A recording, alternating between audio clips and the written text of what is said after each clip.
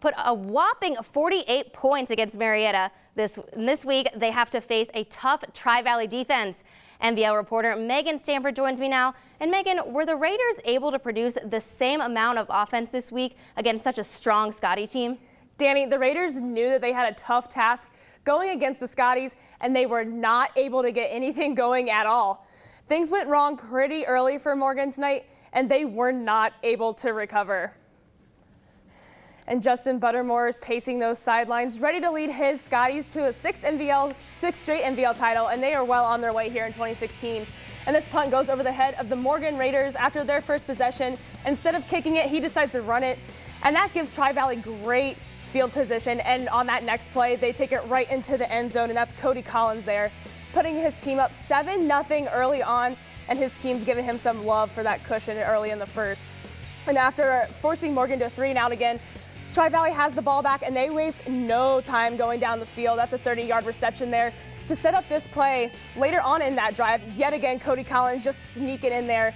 14-0 Scotties going up on the Raiders, and the Raiders could not recover.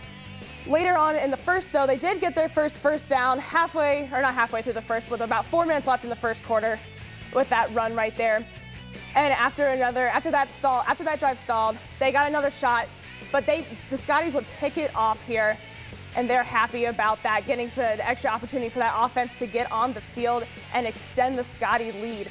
And that is exactly what they did. 2 plays after that interception, they take it into the end zone. Who else but Cody Collins?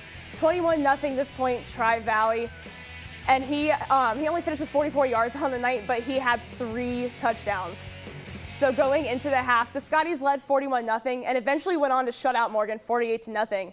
And this game did not start well for Morgan with their 3-and-out and that botched punt, and they were not able to recover from that bad momentum. So total complete domination by Tri-Valley. Why were they able to be just so dominant? You know, Danny, like I said earlier, that botched punt really set them up for failure for this game. Since Morgan decided not to punt the ball and they ran out of bounds with it, Tri-Valley started with great field possession, and they wasted no time going up on the Raiders. Field position played a big part in this game, with Morgan having to settle for touchbacks in almost every kickoff after Tri-Valley scored. Bad field position mixed with not being able to contain a bigger and more physical Tri-Valley team is a recipe for a loss.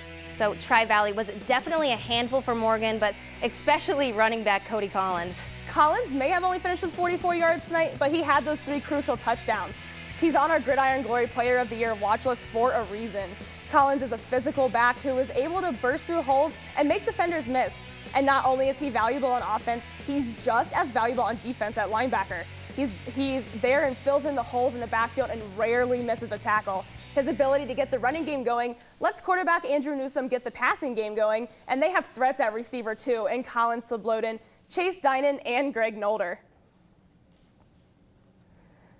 It's great work, Megan. We're exciting to see a win from Tri-Valley this week, but what can we expect from them in week 3? In week 3, they travel to Crooksville to take on the Ceramics. You know, Crooksville is 0-2 after losing tonight, but do not sleep on their offense. They put up 49 points, but they will have a tougher time producing that offense against such a tough Scotty defense. Yeah, can't wait for that matchup. Great work, Megan.